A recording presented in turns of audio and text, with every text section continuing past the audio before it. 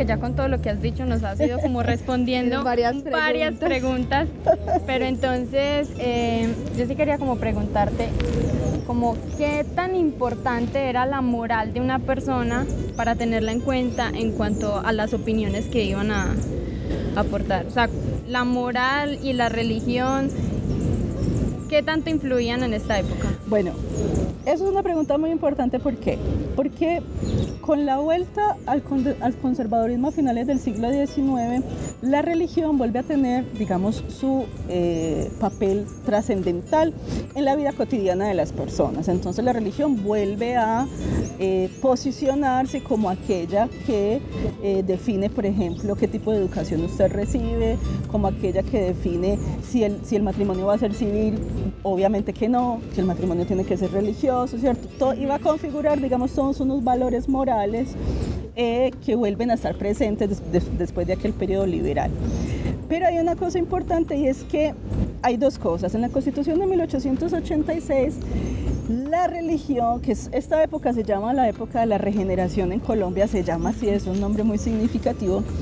La religión se hace la religión oficial del país, y eso yo creo que es una cosa que hay que tenerlo en cuenta, porque no es que los ciudadanos decidan libremente qué religión van a tener, sino que es una obligación para ser ciudadano de ese país tener esa religión. ¿Cierto? Sí, era como también una forma de imponer a los ciudadanos a que tenían que creer en algo. Exactamente. Y a imponerlos a que si no hacía esto estabas cometiendo un pecado o estabas contra Dios o estabas contra la religión. Bueno, y hay un dato muy importante, y es que solo la Constitución nuestra de 1991, miren todo lo que pasa, 1886 es la Constitución, hasta 1991, solo esa Constitución, que se dice que es una de las más lindas del mundo, y en realidad lo es, aunque nosotros no sirva de mucho. Escrito, pues, claro, mejor, pero no, es de las más democráticas que existe. Solo en 1991 nosotros podemos definir a través de la Constitución que hay una libertad de cultos, ¿cierto? En 1886 se dice, ¿cuál libertad de cultos? No, aquí todo el mundo es católico y punto, ¿cierto?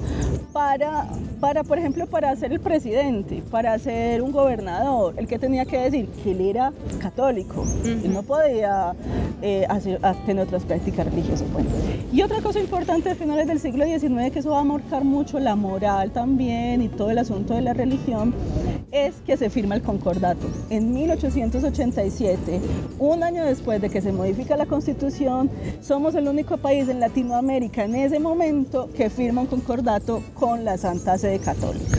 Entonces eso va, digamos, a impregnar y va a influenciar decididamente la vida cotidiana de las personas, especialmente de las mujeres, ¿cierto?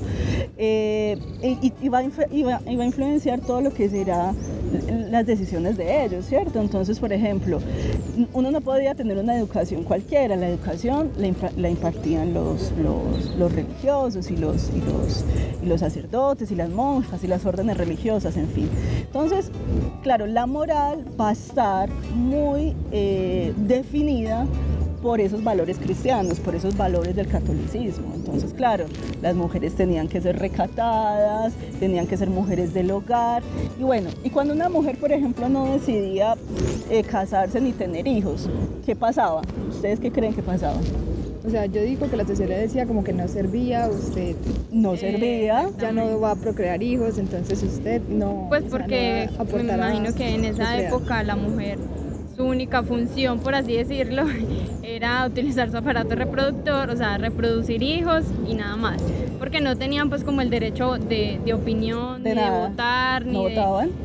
No, ellos eran lo que dijera su esposo y ellas tenían que estar incluso dispuestas para ellas, dispuestas para ellos quisieran, hasta para exactamente, tenían que estar muy dispuestos a sus esposos, y era lo que él decía y como él lo decía y como él quería.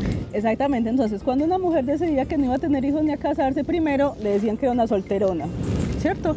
Que es una frase que en nuestros días todavía la escuchamos, ¿cierto? Sí. Todos tenemos una tía que nunca se casó, a la que todo el mundo le dice que no es una solterona. Todos todavía escuchamos esa frase o esa palabra digamos, en la boca de todo el mundo. Y que ya la volvieron como muy de algo chistoso, porque entonces dicen, yo voy a ser la tía solterona y ricachona de la familia. Claro, que en esa época no podían ser ricachonas porque... Le quitaba todo el marido. Exactamente, sí. O el papá. Ajá, porque el papá era el que decidía para quién se iba la herencia, que era generalmente para el hijo mayor. Para el hijo mayor, sí. Bueno, pero además, entonces, o esa mujer era solterona, no tenía como mucho espacio, digamos, social, o era monja, ¿cierto? Esas eran como las tres actividades en las cuales esa mujer se desenvolvía. Entonces, claro, esa moral va a definir mucho cuál es el papel de la mujer, ¿cierto? Y cuando nosotros trabajamos en este proyecto, pues lo que vimos, nosotros trabajamos con archivos judiciales. Hay un archivo judicial que es muy lindo, que es el Archivo Judicial de la Universidad de Antioquia.